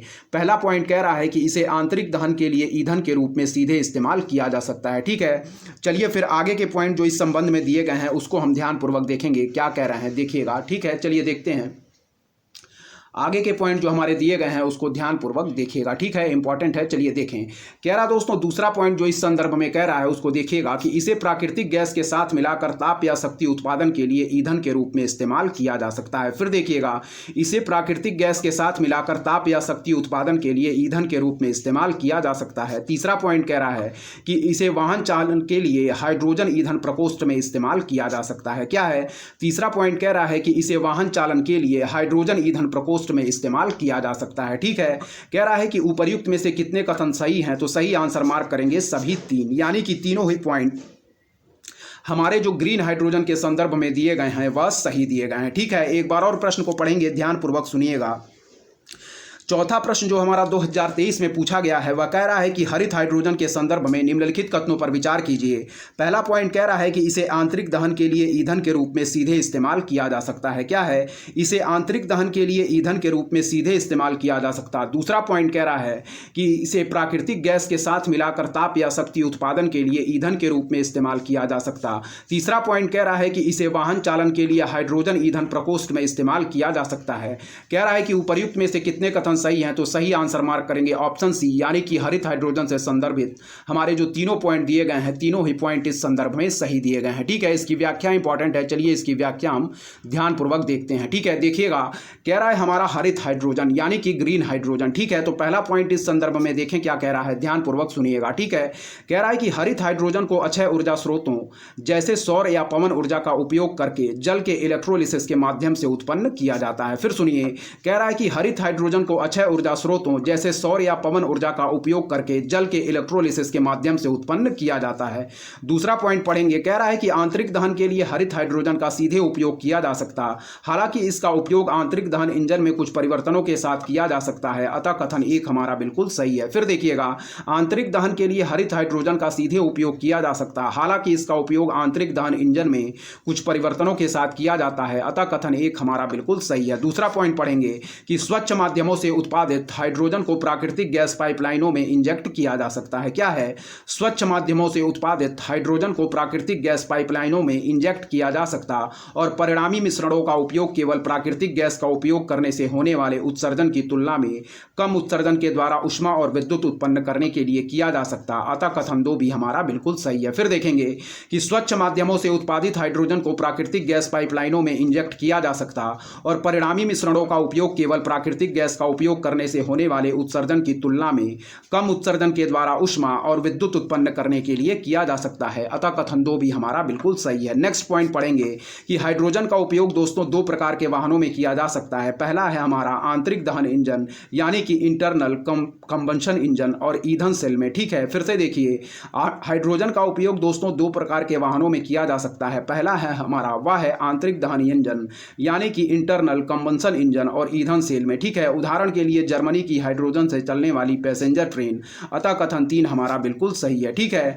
कह रहा है हमारा कि हाइड्रोजन का उपयोग दो प्रकार के वाहनों में किया जा सकता है। पहला है आंतरिक दहन इंजन और दूसरा है ईंधन सेल में। ठीक है, उदाहरण के लिए दोस्तों जर्मनी की हाइड्रोजन से चलने वाली पैसेंजर ट्रेन, इस पॉइंट को याद रखिएगा, अतः कथन तीन भी हमारा बिल्कुल सही है। प्रश्न हम लोगों ने पूरी तरीके से ध्यानपूर्वक देख लिया है। चलिए 2022 की प्रश्नों की तरफ हम पढ़ेंगे, ध्यानपूर्वक देखिएगा क्या दिया गया है। ठीक है, चलिए देखते हैं दोस्तों 2022 में जो हमारे पर्यावरण प्रदूषण यानी कि इन्वायरमेंट पोल्यूशन और क्लाइमेट चेंज से संबंधित प्रश्न जो पूछे गए हैं उसको देखेंगे। ठीक है, 2022 में जो पहला प्रश्न कह रहा है कि निम्नलिखित फसलों में से कौन सी एक मीथेन और नाइट्रस ऑक्साइड दोनों का सर्वाधिक महत्वपूर्ण क्या है मनोद्भवी स्रोत है। ठीक है, फिर देखिएगा, निम्नलिखित फसलों में से कौन सी एक मीथेन और नाइट्रस ऑक्साइड दोनों का सर्वाधिक महत्वपूर्ण मनोद्भवी स्रोत है। ठीक है, तो इसमें सही आंसर मार्क करेंगे दोस्तों ऑप्शन बी यानी कि धान। ठीक है, प्रश्न हमारा फिर से देखेंगे कि निम्नलिखित फसलों में से कौन सी एक मीथेन और नाइट्रस ऑक्साइड दोनों का सर्वाधिक महत्वपूर्ण मनोद्भवी स्रोत है, तो सही आंसर मार्क करेंगे दोस्तों ऑप्शन बी यानी कि धान, जिसे हम लोग क्या कहते हैं दोस्तों, पैडी भी कहते हैं। ठीक है, देखेंगे, कह रहा है कि धान दोस्तों मीथेन और नाइट्रस ऑक्साइड दोनों का क्या है सर्वाधिक महत्वपूर्ण मानवोद्भवी स्रोत है। वर्तमान में धान का उत्पादन बड़ी चुनौतियों का सामना कर रहा है, जिसमें दोस्तों सिंचाई के पानी की कमी और जारी जलवायु परिवर्तन शामिल है। ठीक है, फिर देखिएगा, कह रहा है कि हमारा धान मीथेन और नाइट्रस ऑक्साइड दोनों का सर्वाधिक महत्वपूर्ण मानवोद्भवी स्रोत है। वर्तमान में धान का उत्पादन बड़ी चुनौतियों का सामना कर रहा है, जिसमें सिंचाई के पानी की कमी और जाली क्या है दोस्तों, हमारा जलवायु परिवर्तन शामिल है। ठीक है, फिर से देखेंगे कि धान हमारा मीथेन और नाइट्रस ऑक्साइड दोनों का सर्वाधिक महत्वपूर्ण मानवोद्भवी स्रोत है। वर्तमान में धान का उत्पादन बड़ी चुनौतियों का सामना कर रहा है, जिसमें सिंचाई के पानी की कमी और जारी जलवायु परिवर्तन यानी कि क्लाइमेट चेंज शामिल है। नेक्स्ट पॉइंट पढ़ेंगे, कह रहा है हमारा कि वर्तमान फसल तकनीकों के संशोधन से उपज में वृद्धि हो सकती है तथा पानी की बचत हो सकती है और ग्रीन हाउस गैस उत्सर्जन को भी कम किया जा सकता है। क्या है, वर्तमान फसल तकनीकों के संशोधन से उपज में वृद्धि हो सकती है, पानी की बचत हो सकती है और ग्रीन हाउस गैस उत्सर्जन को भी कम किया जा सकता है। इसीलिए हम सही आंसर मार्क करेंगे विकल्प बी। ठीक है, प्रश्न हमारा कह रहा था कि निम्नलिखित फसलों में से कौन सी एक मीथेन और नाइट्रस ऑक्साइड दोनों का सर्वाधिक महत्वपूर्ण मानवोद्भवी स्रोत है। तो सही आंसर हम लोग मार्क करेंगे दोस्तों ऑप्शन बी यानी कि धान। ठीक है, इस पॉइंट को याद रखिएगा, इंपॉर्टेंट है। चलिए दोस्तों, नेक्स्ट आगे के जो प्रश्न हम पूछे गए हैं उसको देखेंगे। और दोस्तों, यदि आपको हमारा कंटेंट पसंद आ रहा है तो हमारे चैनल उद्देश्य क्लासेस 91 को जरूर सब्सक्राइब करें, लाइक करें, अपने दोस्तों के बीच शेयर करें और ऐसे ही दोस्तों लगातार पढ़ते रहें। चलिए देखेंगे आगे के प्रश्न हमारे ध्यानपूर्वक क्या कह रहे हैं, देखते रहें। सारे प्रश्न दोस्तों आगामी परीक्षा की दृष्टि से इंपॉर्टेंट हैं। चलिए दोस्तों, ध्यानपूर्वक देखिएगा क्या कह रहा है हमारा दूसरा प्रश्न। ठीक है, 2022 में जो पूछा गया प्रश्न है उसको हम देखेंगे। कह रहा है हमारा कि पश्चिम अफ्रीका की निम्नलिखित झीलों में से कौन सी एक सूख कर मरुस्थल में बदल गई है। क्या है, ध्यानपूर्वक पढ़ेंगे, फिर से देखेंगे। कह रहा है कि पश्चिमी अफ्रीका की निम्नलिखित झीलों में से कौन सी एक सूख कर मरुस्थल में बदल गई है। तो सही आंसर मार्क करेंगे दोस्तों लेक फागोबिन। क्या है, फिर से देखिएगा, ध्यानपूर्वक सुनिए। कह रहा है हमारा कि पश्चिम अफ्रीका की निम्नलिखित झीलों में से कौन सी एक सूख कर मरुस्थल में बदल गई है। तो हम मार्क करेंगे सही आंसर लेक फागोबिन। ठीक है, व्याख्या देखिएगा, इंपॉर्टेंट है। कह रहा है कि संयुक्त राष्ट्र जलवायु परिवर्तन सम्मेलन COP26 के अनुसार पश्चिम अफ्रीका की लेक फागोबिन दोस्तों झील हमारी सूख कर मरुस्थल में बदल गई है, अतः विकल्प बी हमारा बिल्कुल सही है। एक बार और पढ़ेंगे, इंपॉर्टेंट है। कह रहा है हमारा कि पश्चिम अफ्रीका की निम्नलिखित झीलों में से कौन सी एक सूख कर मरुस्थल में बदल गई है। तो सही आंसर मार्क करेंगे लेक फागोबिन। ठीक है, व्याख्या कह रहा है हमारा कि संयुक्त राष्ट्र जलवायु परिवर्तन सम्मेलन COP26 के अनुसार पश्चिम अफ्रीका की दोस्तों क्या है लेक फागोबिन झील यानी कि सूख कर मरुस्थल में बदल गई है। ठीक है, फिर से देखिएगा। कह रहा है कि पश्चिम अफ्रीका की निम्नलिखित झीलों में से कौन सी एक सूख कर मरुस्थल में बदल गई है। तो सही आंसर मार्क करेंगे ऑप्शन बी लेक फागोबिन। ठीक है, व्याख्या देखिएगा। संयुक्त राष्ट्र जलवायु परिवर्तन सम्मेलन COP26 के अनुसार पश्चिम अफ्रीका की लेक फागोबिन झील सूख कर मरुस्थल में बदल गई है, अतः विकल्प बी हमारा बिल्कुल राइट आंसर होगा। ठीक है, ध्यानपूर्वक देखिएगा। बढ़ेंगे हम 2022 में जो पूछा गया तीसरा प्रश्न है उसकी तरफ। ठीक है, इंपॉर्टेंट है, सारे प्रश्नों को ध्यानपूर्वक देखते चलें। चलिए देखिएगा, तीसरा प्रश्न कह रहा है कि निम्नलिखित कथनों पर क्या कीजिए, विचार कीजिए। ठीक है, ध्यानपूर्वक देखिएगा। कह रहा है हमारा कि निम्नलिखित कथनों पर क्या कीजिए, विचार कीजिए। ठीक है, इंपॉर्टेंट है, ध्यानपूर्वक देखिएगा। चलिए देखते हैं। कह रहा है हमारा पहला पॉइंट जो दोस्तों वह कह रहा है 2022 में पूछा गया प्रश्न है। हम सब्जेक्ट दोस्तों चल रहा था इन्वायरमेंट एंड इकोलॉजी, टॉपिक देख रहे थे हम दोस्तों environment, pollution and climate change से संबंधित प्रश्नों को देख रहे थे। ठीक है, चलिए पहला पॉइंट पढ़ेंगे। कह रहा है कि भारत स्वच्छता गठबंधन धारणीय स्वच्छता को संवर्धित करने वाला प्लेटफॉर्म है और भारत सरकार तथा विश्व स्वास्थ्य संगठन द्वारा इसका वित्त पोषण यानी कि फाइनेंसिंग हमारा होता है इसकी। ठीक है, ध्यानपूर्वक याद रखें। दूसरा पॉइंट पढ़ेंगे। कह रहा है कि राष्ट्रीय नगर कार्य संस्थान भारत सरकार में आवासन एवं शहरी कार्य मंत्रालय का शीर्षस्थ निकाय है और यह शहरी भारत की चुनौतियों का समाधान करने के नौ प्रवर्तक हल उपलब्ध कराता है। फिर देखिएगा, प्रश्न पढ़ेंगे, निम्नलिखित कथनों पर विचार कीजिए। पहला पॉइंट कह रहा है दोस्तों हमारा, ध्यानपूर्वक पढ़ें, कि भारत स्वच्छता गठबंधन हमारा धारणीय स्वच्छता को संवर्धित करने वाला प्लेटफॉर्म है और भारत सरकार तथा विश्व स्वास्थ्य संगठन द्वारा इसका वित्त पोषण होता है। ठीक है, दूसरा पॉइंट पढ़ेंगे कि राष्ट्रीय नगर कार्य संस्थान भारत सरकार में आवासन एवं शहरी कार्य मंत्रालय का क्या है दोस्तों, शीर्षस्थ निकाय है और यह शहरी भारत की चुनौतियों का समाधान करने के नौ प्रवर्तक हल उपलब्ध कराता है। ठीक है, कह रहा है कि उपर्युक्त कथनों में से कौन कौन से हमारे सही हैं। तो सही आंसर मार्क करेंगे दोस्तों ना तो एक ही और ना ही दो। ध्यानपूर्वक देखिएगा क्या कह रहा है। चलिए इसकी व्याख्या देखते हैं, व्याख्या इंपॉर्टेंट है। ठीक है, एक बार और पढ़ लेंगे कि निम्नलिखित कथनों पर विचार कीजिए। पहला पॉइंट कह रहा है कि भारत स्वच्छता गठबंधन हमारा धारणीय स्वच्छता को संबंधित करने वाला प्लेटफॉर्म है और भारत सरकार तथा विश्व स्वास्थ्य संगठन द्वारा इसका वित्त पोषण होता है। ठीक है, दूसरा पॉइंट पढ़ेंगे कि राष्ट्रीय नगर कार्य संस्थान भारत सरकार में आवासन एवं शहरी कार्य मंत्रालय का शीर्षस्थ निकाय है और यह शहरी भारत की चुनौतियों का समाधान करने के नौ प्रवर्तक हल उपलब्ध कराता है। प्रश्न पूछ रहा था कि उपर्युक्त कथनों में से कौन कौन से सही हैं। सही आंसर हम लोगों ने मार्क किया ऑप्शन डी, ना तो एक ही और ना ही दो। ठीक है, व्याख्या इंपॉर्टेंट है। चलिए इसकी व्याख्या हम ध्यानपूर्वक देखते हैं क्या दिया गया है। ठीक है, देखें व्याख्या जो कह रहा है दोस्तों वह कह रहा है कि भारत स्वच्छता गठबंधन यानी कि इंडियन सैनिटेशन कोएलिशन। ठीक है, ध्यानपूर्वक देखिएगा क्या कह रहा है। फिर देखिए, भारत स्वच्छता गठबंधन यानी कि इंडियन सैनिटेशन कोएलिशन। ठीक है, पहला पॉइंट पढ़ेंगे। कह रहा है कि भारत स्वच्छता गठबंधन का गठन दोस्तों फिक्की के तत्वाधान में किया गया था। इसको याद रखिएगा। क्या है, भारत स्वच्छता गठबंधन का गठन दोस्तों फिक्की के तत्वाधान में किया गया था। दूसरा पॉइंट पढ़ेंगे कि गठबंधन का दृष्टिकोण एक साझेदारी मोड की सहायता से धारणीय स्वच्छता के लिए एक पारिस्थितिक तंत्र को सक्षम बनाना और उसका समर्थन करना है, अतः कथन एक हमारा सही नहीं है। फिर देखिएगा, कह रहा है भारतीय हमारा क्या है स्वच्छता गठबंधन यानी कि इंडियन सैनिटेशन कोएलिशन। ठीक है, ध्यानपूर्वक देखिएगा क्या कह रहा है। चलिए देखें, कह रहा है पहला पॉइंट जो कह रहा है कि भारत स्वच्छता गठबंधन का गठन फिक्की के तत्वाधान में किया गया था। क्या है? भारत स्वच्छता गठबंधन का गठन फिक्की के तत्वाधान में किया गया था। दूसरा पॉइंट पढ़ेंगे कि गठबंधन का दृष्टिकोण दोस्तों एक साझेदारी मोड की सहायता से धारणीय स्वच्छता के लिए एक पारिस्थितिक तंत्र को सक्षम बनाना और उसका समर्थन करना है। अतः कथन एक हमारा सही नहीं है, इस पॉइंट को याद रखिएगा। ठीक है, दूसरा पॉइंट पढ़ेंगे कि शहरी मामलों का राष्ट्रीय संस्थान। ठीक है, इसके बारे में चलिए डिटेल पढ़ते हैं, ध्यानपूर्वक देखिएगा क्या कह रहा है। ठीक है, शहरी मामलों का राष्ट्रीय संस्थान, पहला पॉइंट जो दिया गया है वह कह रहा है हमारा कि वर्ष 1976 यानी कि 1976 में स्थापित शहरी मामलों का राष्ट्रीय संस्थान यानी कि national institute of urban affairs शहरी नियोजन और विकास पर भारत का क्या है दोस्तों, प्रमुख राष्ट्रीय विचार मंच है। फिर देखिएगा, कह रहा है कि वर्ष 1976 में स्थापित शहरी मामलों का राष्ट्रीय संस्थान यानी कि national institute of urban affairs शहरी नियोजन और विकास पर भारत का प्रमुख राष्ट्रीय क्या है, हमारा विचार मंच है। ठीक है, दूसरा पॉइंट पढ़ेंगे, कह रहा दोस्तों हमारा कि शहरी क्षेत्र में अत्याधुनिक अनुसंधान के निर्माण और प्रसार के केंद्र के रूप में हमारा दोस्तों वह है राष्ट्रीय संस्थान या national institute of urban affairs तेजी से शहरीकरण के क्रम में भारत की चुनौतियों का समाधान करने के लिए अभिनव समाधान प्रदान करने का उद्देश्य रखता और भविष्य में अधिक समावेशी तथा संवहनीय शहरों का क्या दोस्तों, मार्ग प्रशस्त करता है। ठीक है, फिर देखिएगा, कह रहा दोस्तों हमारा ध्यानपूर्वक देखें कि शहरी क्षेत्र में अत्याधुनिक अनुसंधान के निर्माण और प्रसार के केंद्र के रूप में हमारा दोस्तों national institute of urban affairs तेजी से शहरीकरण के क्रम में भारत की चुनौतियों का समाधान करने के लिए अभिनव समाधान प्रदान करने का उद्देश्य रखता है और भविष्य में अधिक समावेशी तथा संवहनीय शहरों का दोस्तों मार्ग प्रशस्त करता है। इस पॉइंट को याद रखिएगा। ठीक है, नेक्स्ट पॉइंट हम बढ़ेंगे दोस्तों, ध्यानपूर्वक देखिएगा क्या कह रहा है।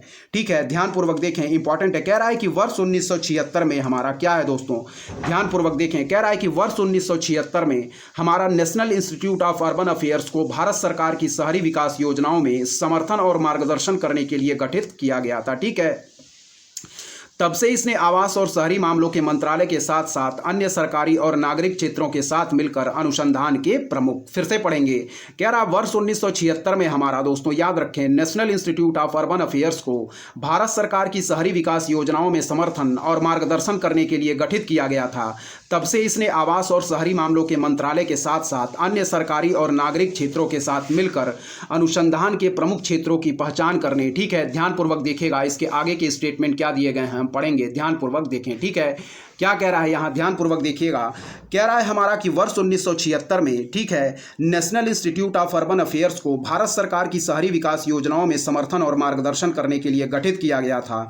तब से इसने आवास और शहरी मामलों के मंत्रालय के साथ साथ अन्य सरकारी और नागरिक क्षेत्रों के साथ मिलकर अनुसंधान के प्रमुख क्षेत्रों की पहचान करने तथा शहरी नीति एवं नियोजन में क्या है दोस्तों, कमियों को दूर करने का काम किया है। अतः कथन 2 भी हमारा सही नहीं है, इस पॉइंट को याद रखिएगा। ठीक है, हम लोगों ने प्रश्न को पूरे तरीके से दोस्तों ध्यानपूर्वक पढ़ लिया था। अब बढ़ेंगे हम, वह है हमारा 2022 में जो पूछा गया चौथा प्रश्न है। ठीक है, हम सब्जेक्ट देख रहे थे दोस्तों इन्वायरमेंट एंड इकोलॉजी, टॉपिक चल रहा था दोस्तों हमारा इन्वायरमेंट, पॉल्यूशन और क्लाइमेट चेंज। ठीक है, ध्यानपूर्वक देखिएगा, इस टॉपिक से संबंधित सारे प्रश्न हमारे इंपॉर्टेंट है। ठीक है, चलिए देखिए, इंपॉर्टेंट है, कह रहा है कि निम्नलिखित में से कौन सा एक ग्रीन वॉशिंग शब्द का सर्वोत्तम क्या है दोस्तों, वर्णन है। ध्यानपूर्वक देखिएगा, कह रहा है कि निम्नलिखित में से कौन सा एक ग्रीन वॉशिंग शब्द का सर्वोत्तम वर्णन है। ठीक है, तो इसमें जो सही आंसर मार्क करेंगे दोस्तों वह है हमारा ऑप्शन ए ही हमारा बिल्कुल सही आंसर होगा। यानी पढ़ेंगे ध्यानपूर्वक, जो कह रहा है कि मिथ्या रूप से यह प्रभाव व्यक्त करना कि कंपनी के उत्पाद पारिस्थितिक अनुकूली यानी कि इको फ्रेंडली और पर्यावरणीय रूप से क्या है दोस्तों, उपयुक्त हैं। फिर देखिएगा,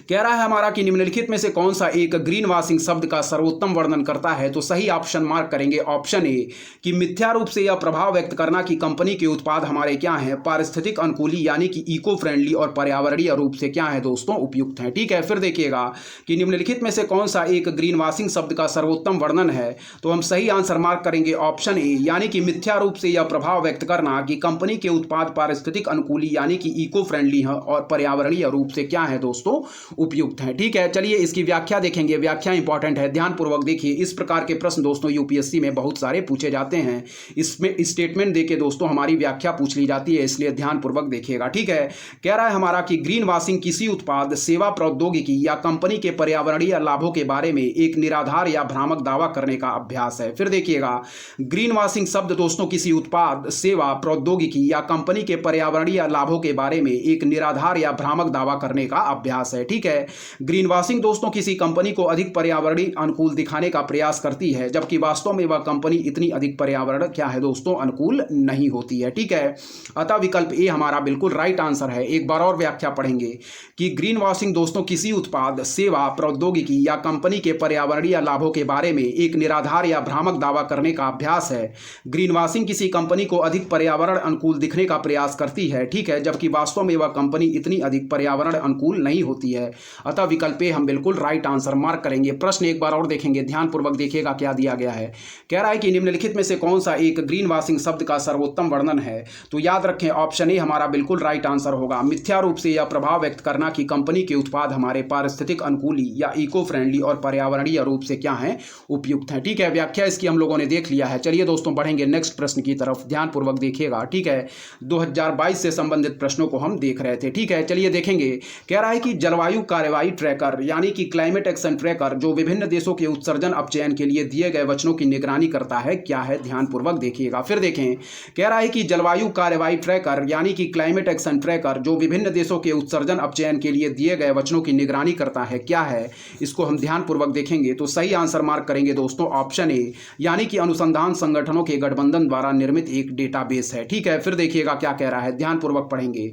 कह रहा है हमारा कि जलवायु कार्यवाही ट्रैकर यानी कि क्लाइमेट एक्शन ट्रैकर जो विभिन्न देशों के उत्सर्जन अपचयन के लिए दिए गए वचनों की निगरानी करता है, क्या है, तो सही आंसर मार्क करेंगे अनुसंधान संगठनों के गठबंधन द्वारा निर्मित एक डेटाबेस है। इस पॉइंट को याद रखिएगा, ठीक है। फिर देखिए क्या है कि जलवायु कार्यवाही ट्रैकर जिसे हम क्लाइमेट एक्शन ट्रैकर के रूप में भी जानते हैं, जो विभिन्न देशों के उत्सर्जन अपचयन के लिए दिए गए वचनों की निगरानी करता है, क्या है, तो सही आंसर मार्क करेंगे ऑप्शन ए, यानी कि अनुसंधान संगठनों के गठबंधन द्वारा निर्मित एक डेटाबेस है, ठीक है। चलिए व्याख्या इसकी देखेंगे। व्याख्या इसकी इंपॉर्टेंट है, ध्यानपूर्वक देखिएगा। चलिए देखेंगे, पढ़ेंगे क्या कह रहा है व्याख्या। कह रहा है कि क्लाइमेट एक्शन ट्रैकर जिसे दोस्तों हम लोग कैट के नाम से भी जानते हैं, एक स्वतंत्र दोस्तों वैज्ञानिक क्या है, विश्लेषण है, ठीक है, जो सरकारी जलवायु कार्यवाही को ट्रैक करता है और इसे पेरिस समझौते के खिलाफ मापता है, ठीक है। यह जलवायु परिवर्तन समन लक्ष्यों, नीतियों और कार्यों की मात्रा निर्धारित करता है तथा उनका मूल्यांकन करता है, ठीक है दोस्तों। कह रहा है कि यह मैजिक जलवायु मॉडल का उपयोग करते हुए 21वीं सदी के दौरान संभावित तापमान वृद्धि का निर्धारण करते हुए वैश्विक स्तर पर देश की कार्रवाई को भी एकत्रित करता है। और यह दो संगठनों, याद रखें दोस्तों, क्लाइमेट एनालिटिक्स और न्यू क्लाइमेट इंस्टीट्यूट के सहयोग से नीति निर्माताओं को स्वतंत्र विश्लेषण प्रदान करता है। अतः हम सही आंसर मार्क करेंगे विकल्प ए, ठीक है। फिर से पढ़ेंगे कि क्लाइमेट एक्शन ट्रैकर दोस्तों जिसे हम लोग शॉर्ट फॉर्म क्या कैट भी कहते हैं, एक स्वतंत्र वैज्ञानिक विश्लेषण है जो सरकारी जलवायु कार्यवाही को ट्रैक करता है और इसे पेरिस समझौते के खिलाफ मापता है, ठीक है। यह जलवायु परिवर्तन समन लक्ष्यों, नीतियों और कार्यों की मात्रा निर्धारित करता तथा उनका मूल्यांकन करता। यह मैजिक जलवायु मॉडल का उपयोग करते हुए 21वीं सदी के दौरान संभावित तापमान वृद्धि का निर्धारण करते हुए वैश्विक स्तर पर देश की कार्रवाई को भी एकत्रित करता। और यह दो संगठनों, याद रखें, यानी कि क्लाइमेट एनालिटिक्स और न्यू क्लाइमेट इंस्टीट्यूट के सहयोग से नीति निर्माताओं को दोस्तों स्वतंत्र विश्लेषण प्रदान करता है, ठीक है। इस पॉइंट को याद रखिएगा। प्रश्न एक बार और हम देख लेते हैं क्या कह रहा था। कह रहा था कि जलवायु कार्यवाही ट्रैकर जिसे हम लोग क्लाइमेट एक्शन ट्रैकर भी कहते हैं, जो विभिन्न देशों के उत्सर्जन अपचयन के लिए दिए गए वचनों की निगरानी करता है, क्या है, तो सही ऑप्शन हम मार्क करेंगे ऑप्शन ए, यानी कि अनुसंधान संगठनों के गठबंधन द्वारा निर्मित एक डेटाबेस है, ठीक है। इस पॉइंट को याद रखिएगा। ऑप्शन ए हमारा बिल्कुल राइट आंसर होगा, ठीक है। चलिए दोस्तों 2022 में जो पूछा गया छठा प्रश्न है उसकी तरफ हम ध्यानपूर्वक बढ़ेंगे, ठीक है। ध्यानपूर्वक देखते रहिए, सारे प्रश्न हमारी आगामी परीक्षा की दृष्टि से मोस्ट इंपॉर्टेंट होंगे, ठीक है। छठे प्रश्न की तरफ हम ध्यानपूर्वक बढ़ेंगे, देखेंगे हमारा छठा प्रश्न जो पूछा गया है। कह रहा है कि WHO के वायु गुणवत्ता दिशा निर्देशों के संदर्भ में निम्नलिखित कथनों पर क्या कीजिए दोस्तों, विचार कीजिए, ठीक है।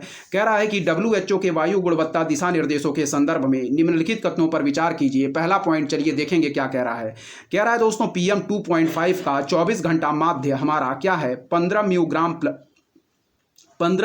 प्रति मीटर क्यूब से अधिक नहीं बढ़ना चाहिए और PM 2.5 का वार्षिक माध्य 5 म्यूग्राम प्रति मीटर क्यूब से अधिक नहीं बढ़ना चाहिए, ठीक है। ध्यानपूर्वक देखिएगा। फिर पढ़ेंगे दूसरा पॉइंट कि किसी वर्ष में ओजोन प्रदूषण के उच्चतम स्तर प्रतिकूल मौसम के दौरान होते हैं। तीसरा पॉइंट कह रहा है हमारा कि PM10 फेफड़े के अवरोध का आवेदन कर रक्त प्रवाह में प्रवेश कर सकता। और चौथा पॉइंट कह रहा है कि वायु में अत्यधिक ओजोन दमा को उत्पन्न कर सकती है, ठीक है।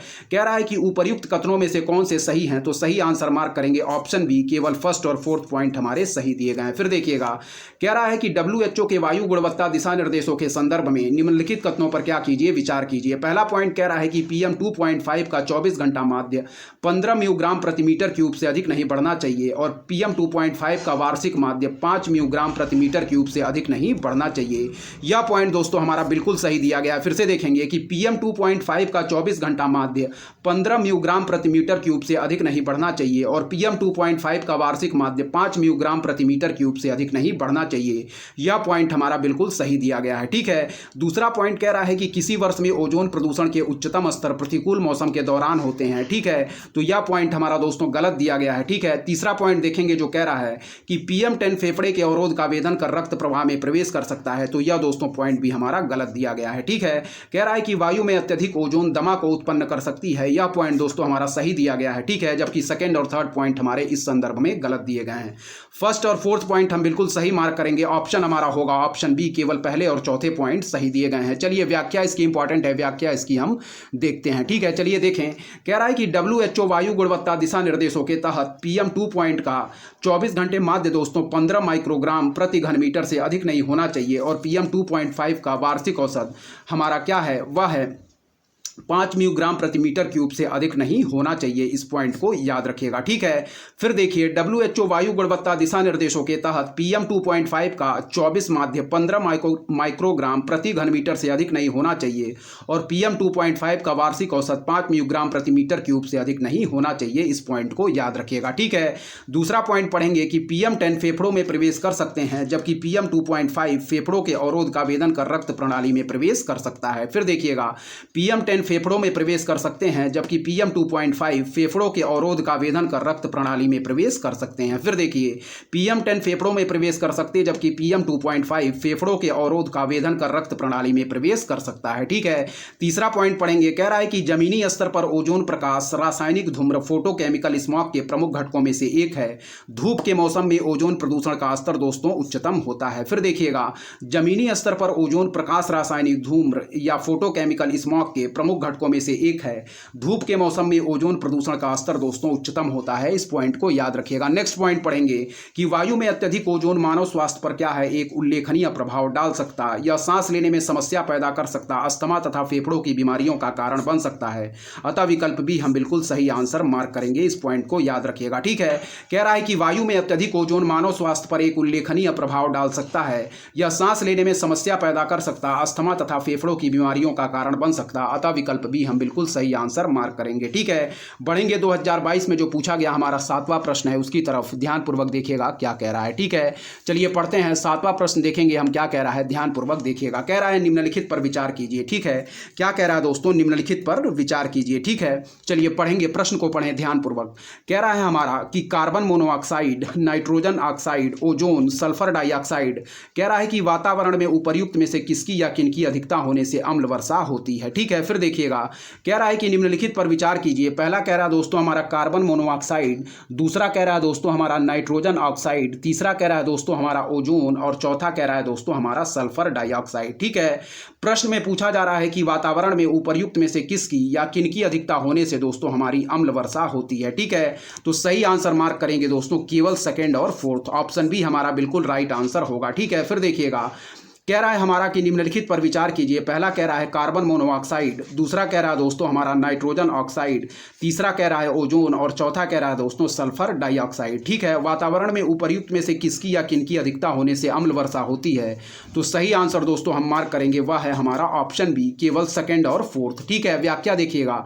कह रहा है कि अम्ल वर्षा मानवीय क्रियाकलापों का क्या दोस्तों उपोत्पाद यानी कि बाई प्रोडक्ट होती है, जो वातावरण में नाइट्रोजन तथा सल्फर के ऑक्साइड निर्गमित करती है। फिर देखिएगा, अम्ल वर्षा मानवीय क्रियाकलापों का उपोत्पाद होती है जो वातावरण में दोस्तों याद रखें नाइट्रोजन तथा सल्फर के ऑक्साइड निर्गमित करती है। जैसे पूर्व में बताया जा चुका है कि जीवाश्म ईंधन जैसे दोस्तों कोयला, शक्ति संयंत्रों, भट्टियों तथा मोटर इंजनों में डीजल और पेट्रोल जिसमें सल्फर तथा नाइट्रोजन पदार्थ होते हैं कि दहन पर सल्फर डाइऑक्साइड तथा नाइट्रोजन ऑक्साइड हमारे उत्पन्न होते हैं। फिर देखिएगा, अम्ल वर्षा मानवीय क्रियाकलापों का उपोत्पाद होती है जो वातावरण में नाइट्रोजन तथा सल्फर के ऑक्साइड निर्गमित करती है। जैसा पूर्व में बताया जा चुका है दोस्तों कि जीवाश्म ईंधन जैसे कोयला, शक्ति संयंत्रों, भट्टियों तथा मोटर इंजनों में डीजल और पेट्रोल जिसमें दोस्तों सल्फर तथा नाइट्रोजन पदार्थ होते हैं कि दहन पर सल्फर डाइऑक्साइड तथा नाइट्रोजन ऑक्साइड उत्पन्न होते हैं। ठीक है, प्रश्न कह रहा था कि निम्नलिखित पर विचार कीजिए, वातावरण में उपर्युक्त में से किसकी या किनकी अधिकता होने से अम्ल वर्षा होती।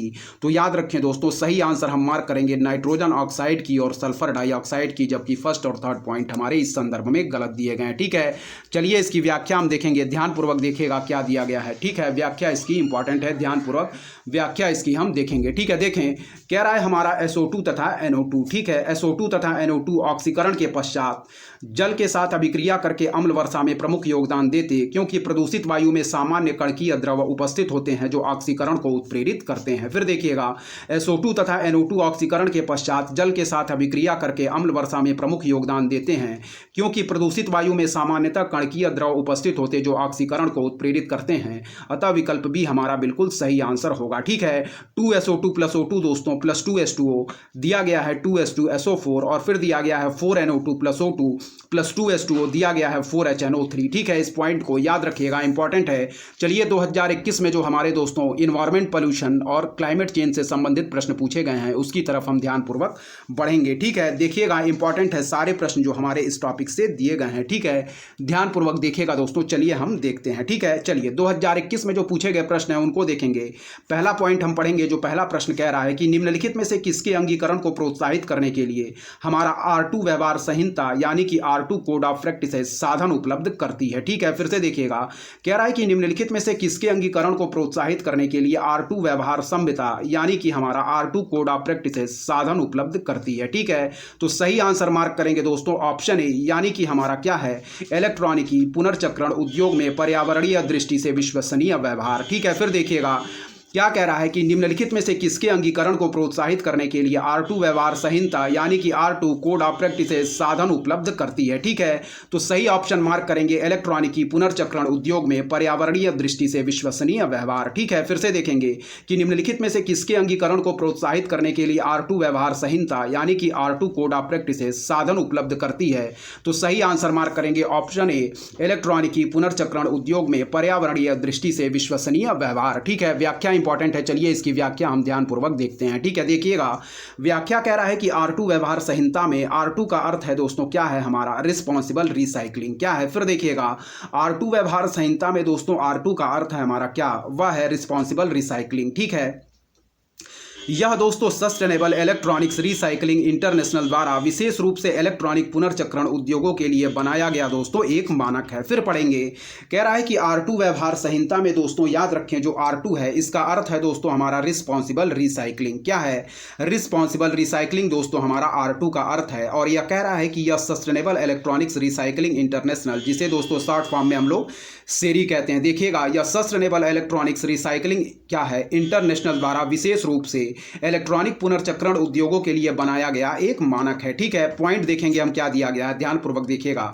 इलेक्ट्रॉनिक पुनर्चक्रण कंपनी जो इस व्यवहार संहिता के अनुसार R2 प्रमाणित है दोस्तों, अपने ऑपरेटिंग सिस्टम और प्रक्रियाओं में सुधार और प्रमाणन द्वारा प्रदान की गई स्थिति के माध्यम से उच्च लाभ सीमा और अतिरिक्त बाजार हिस्सेदारी प्राप्त करने से दोस्तों लाभान्वित होगी। ठीक है, फिर पढ़ेंगे, कह रहा है हमारा ध्यानपूर्वक देखिएगा कि इलेक्ट्रॉनिक पुनर्चक्रण कंपनी जो इस व्यवहार संहिता के अनुसार R2 प्रमाणित है, अपने ऑपरेटिंग सिस्टम और प्रक्रियाओं में सुधार और प्रमाणन द्वारा प्रदान की गई स्थिति के माध्यम से उच्च लाभ सीमा और अतिरिक्त बाजार हिस्सेदारी प्राप्त करने से लाभान्वित होगी। ठीक है, इस पॉइंट को याद रखिएगा। दूसरा पॉइंट पढ़ेंगे, यहाँ R2 का अर्थ दोस्तों आप लोग याद रखिएगा कि क्या है, हमारा रिस्पॉन्सिबल रिसाइकलिंग। ठीक है, R2 का अर्थ क्या है, रिस्पॉन्सिबल रिसाइकलिंग। ठीक है, कह रहा है कि एक R2 प्रमाणित कंपनी अपने ग्राहकों को आश्वस्त करने में सक्षम होगी कि वह पर्यावरण कार्यकर्ता सार्वजनिक स्वास्थ्य और डेटा सुरक्षा की रक्षा के लिए अपनी सुविधा पर उचित उपाय करती है। अतः विकल्प ए हमारा बिल्कुल सही है।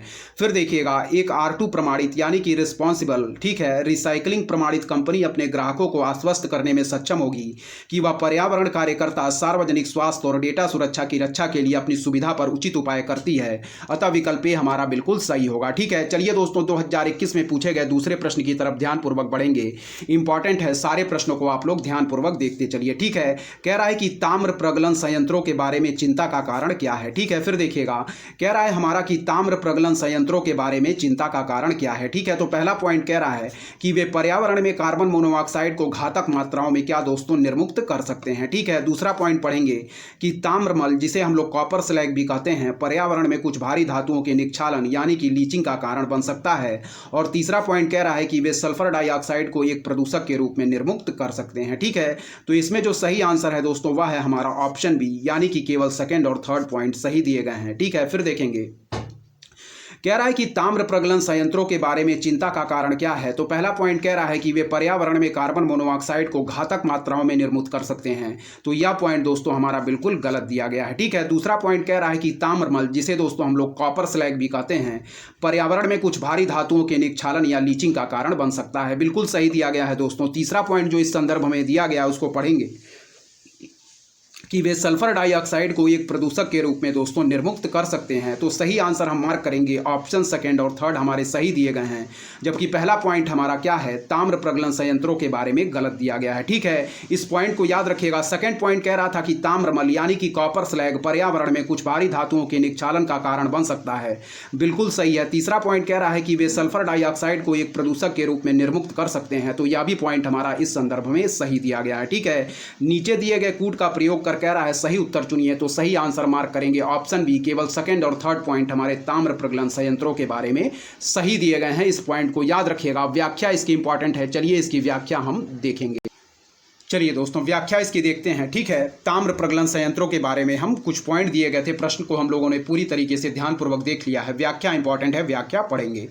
कह रहा दोस्तों हम ताम्र, जिसे हम लोग तांबा भी कहते हैं, प्रगलन संयंत्र द्वारा ताम्र सांद्र से तांबा को अलग किया जाता है, जो कई सल्फाइड ऑक्सीकरण चरणों के माध्यम से होता है। फिर पढ़ेंगे, कह रहा दोस्तों ताम्र या तांबा प्रगलन संयंत्र द्वारा ताम्र सांद्र से तांबा को अलग किया जाता, जो कई सल्फाइड ऑक्सीकरण चरणों के माध्यम से होता है। ठीक है, कह रहा है कि इस प्रक्रिया में सल्फर डाइऑक्साइड प्रदूषक के रूप में दोस्तों क्या होता है, निर्मुक्त होता। कह रहा है इस प्रक्रिया में सल्फर ऑक्साइड प्रदूषक के रूप में निर्मुक्त होता। इस गलाने की प्रक्रिया में लगातार काम करने वाली फ्लैश स्मेल्टिंग फर्नेस और बैचों में संचालित कई पियर्स स्मिथ कन्वर्टर शामिल हैं। फिर देखिएगा, इस गलाने की प्रक्रिया में लगातार काम करने वाली फ्लैश स्मेल्टिंग फर्नेस और क्या है दोस्तों, बैचों में संचालित कई पियर्स स्मिथ कन्वर्टर शामिल हैं। ठीक है, इसके अंतर्गत दोस्तों याद रखें ताम्रमल यानी कि कॉपर स्लैग प्रकलन प्रक्रिया में तांबे के निष्कर्षण से बना उप उत्पाद है। गलाने के दौरान अशुद्धियां स्लैग बन जाती जो पिघली हुई धातु पर तैरती हैं, या पर्यावरण में भारी धातुओं के निक्षालन का कारण बन सकता। इन भारी धातुओं में विशेष रूप से दोस्तों आर्सेनिक, कैडमियम और लेड की उच्च सांद्रता हो सकती है। अतः विकल्प बी हमारा बिल्कुल सही है। व्याख्या एक बार और देखेंगे, व्याख्या इंपॉर्टेंट है, ध्यानपूर्वक देखिए। कह रहा है ताम्र या तांबा प्रगलन संयंत्र द्वारा क्या है, फिर से देखें, कह रहा है कि ताम्र या तांबा प्रगलन संयंत्र द्वारा ताम्र सांद्र से तांबा को अलग किया जाता, जो कई सल्फाइड ऑक्सीकरण चरणों के माध्यम से होता है। ठीक है, इस प्रक्रिया में सल्फर ऑक्साइड प्रदूषक के रूप में दोस्तों निर्मुक्त होता। इस गलाने की प्रक्रिया में लगातार काम करने वाली फ्लैश स्मेल्टिंग फर्नेस और बैचों में संचालित कई पियर्स स्मिथ कन्वर्टर्स शामिल हैं। ठीक है, इसके अंतर्गत दोस्तों याद रखें ताम्रमल, जिसे दोस्तों हम लोग कॉपर स्लैग भी कहते हैं, प्रगलन प्रक्रिया में तांबे के निष्कर्षण से बना एक उप उत्पाद यानी कि बाई प्रोडक्ट है। गलाने के दौरान अशुद्धियां दोस्तों स्लैग बन जो पिघली हुई धातु पर दोस्तों तैरती हैं और यह पर्यावरण में भारी धातुओं के निक्षालन का कारण बन सकती। इन भारी धातुओं में विशेष रूप से याद रखें कि आर्सेनिक, कैडमियम और लेड की उच्च सांद्रता हो सकती। अतः विकल्प भी हमारा बिल्कुल सही आंसर होगा। ठीक है, चलिए बढ़ेंगे दोस्तों हम तीसरे प्रश्न की तरफ। ध्यानपूर्वक देखिएगा, जो कि हमारा कहाँ 2021 में पूछे गए प्रश्न है। ठीक है, चलिए बढ़ेंगे, ध्यानपूर्वक देखिएगा। कह रहा है कि भट्टी तेल यानी कि फर्नेस ऑयल के संदर्भ में निम्नलिखित कथनों पर क्या कीजिए दोस्तों, विचार कीजिए। ठीक है, ध्यानपूर्वक पढ़ेंगे। कह रहा है कि भट्टी तेल यानी कि फर्नेस ऑयल के संदर्भ में निम्नलिखित कथनों पर विचार कीजिए। ठीक है, पहला पॉइंट कह रहा है दोस्तों ध्यानपूर्वक देखिएगा कि यह तेल परिष्करणियों यानी कि रिफाइनरी का एक क्या है, उत्पाद है। दूसरा पॉइंट कह रहा है कि कुछ उद्योग इसका उपयोग ऊर्जा यानी कि पावर उत्पादन के लिए करते हैं। तीसरा पॉइंट कह रहा है कि इसके उपयोग से पर्यावरण में गंधक का उत्सर्जन होता है। ठीक है, उपर्युक्त कथनों में से कौन से सही हैं, तो सही आंसर मार्क करेंगे ऑप्शन डी, यानी कि फर्स्ट, सेकेंड और थर्ड तीनों ही पॉइंट हमारे इस संदर्भ में सही दिए गए हैं। ठीक है, फिर पढ़ेंगे। कह रहा है कि भट्टी तेल, जिसे दोस्तों हम लोग फर्नेस ऑयल भी कहते हैं, के संदर्भ में निम्नलिखित कथनों पर विचार कीजिए। कह रहा है कि यह तेल हमारा परिष्करणियों यानी कि रिफाइनरी का एक उत्पाद है। क्या है? यह तेल परिष्करणियों यानी कि रिफाइनरी का एक उत्पाद है। ठीक है। दूसरा पॉइंट कह रहा है कि कुछ उद्योग इसका उपयोग ऊर्जा पावर उत्पादन के लिए करते हैं, और तीसरा पॉइंट कह रहा है कि इसके उपयोग से पर्यावरण में गंधक का उत्सर्जन होता है। ठीक है। प्रश्न कह रहा है कि उपर्युक्त कथनों में से कौन से सही हैं, तो सही आंसर हम मार्क करेंगे ऑप्शन डी यानी कि फर्स्ट, सेकंड और थर्ड। ठीक है। कह रहा है हमारा भट्टी तेल, दोस्तों ध्यानपूर्वक देखिएगा, व्याख्या इसकी इंपॉर्टेंट है। चलिए देखें व्याख्या क्या कह रहा है। कह रहा है हमारा भट्टी तेल, जिसे हम लोग फर्नेस ऑयल भी कहते हैं, तेल परिष्करणियों का क्या है? एक उत्पाद है, प्रोडक्ट है। उद्योगों में ऊर्जा के स्रोत के रूप में इन ईंधनों का उपयोग किया जाता है। इस पॉइंट को याद रखिएगा। ठीक है। बड़े जनरेटरों और स्टील उद्योग में इसका बड़े पैमाने पर इस्तेमाल किया जाता। जब इन्हें जलाया जाता तो पर्यावरण में भारी मात्रा में दोस्तों सल्फर या गंधक का उत्सर्जन होता है, जो हवा को जहरीला बनाता है। फर्नेस तेल में दोस्तों सल्फर का स्तर क्या है? याद रखें 20,000 ppm तक होता है। इस पॉइंट को याद रखिएगा। ठीक है। इसलिए व्याख्या एक बार और ध्यानपूर्वक हम पढ़ लेंगे। कह रहा है कि भट्टी तेल, जिसे दोस्तों हम लोग फर्नेस ऑयल भी कहते, तेल परिष्करणियों यानी कि रिफाइनरी का क्या है? एक उत्पाद यानी कि प्रोडक्ट है। ठीक है। उद्योगों में ऊर्जा के स्रोत के रूप में इन ईंधनों का उपयोग किया जाता। बड़े जनरेटरों और स्टील उद्योग में इसका बड़े पैमाने पर इस्तेमाल किया जाता। जब इन्हें जलाया जाता है तो पर्यावरण में भारी मात्रा में सल्फर यानी गंधक का उत्सर्जन होता, जो हवा को जहरीला बनाता है। और फर्नेस तेल में सल्फर का स्तर याद रखें 20,000 ppm तक होता है। इस पॉइंट को याद रखिएगा। ठीक है। प्रश्न एक बार और ध्यानपूर्वक पढ़ लेंगे कि भट्टी तेल, जिसे हम फर्नेस ऑयल भी कहते हैं, निम्नलिखित कथनों पर इसके संदर्भ में विचार कीजिए। पहला, याद रखें कि यह तेल रिफाइनरी का एक उत्पाद है, बिल्कुल सही दिया गया है। फिर दूसरा कह रहा है कि कुछ उद्योग इसका उपयोग ऊर्जा उत्पादन के लिए करते हैं, तो यह भी पॉइंट हमारा सही दिया गया है। और तीसरा कह रहा है कि इसके उपयोग से पर्यावरण में गंधक का उत्सर्जन होता है, यह भी हमारा सही दिया गया है। ठीक है। तो उपर्युक्त कथनों में से कौन से सही हैं? हमारा तीनों ही पॉइंट इस संदर्भ में सही दिए गए हैं। और इस वीडियो में दोस्तों हम लोग यहीं तक रखते हैं। इसके बाकी बचे हुए पार्ट को हम लोग नेक्स्ट वीडियो में कवर करेंगे। तब तक के लिए दोस्तों परीक्षाएं पास में लगी हुई हैं, इसलिए ध्यानपूर्वक लगातार पढ़ते रहें। ठीक है। हमारे चैनल की तरफ से अच्छा कंटेंट आपको प्रोवाइड करने की कोशिश की जाएगी। तब तक के लिए दोस्तों लगातार पढ़ते रहें। धन्यवाद। जय हिंद, जय भारत दोस्तों।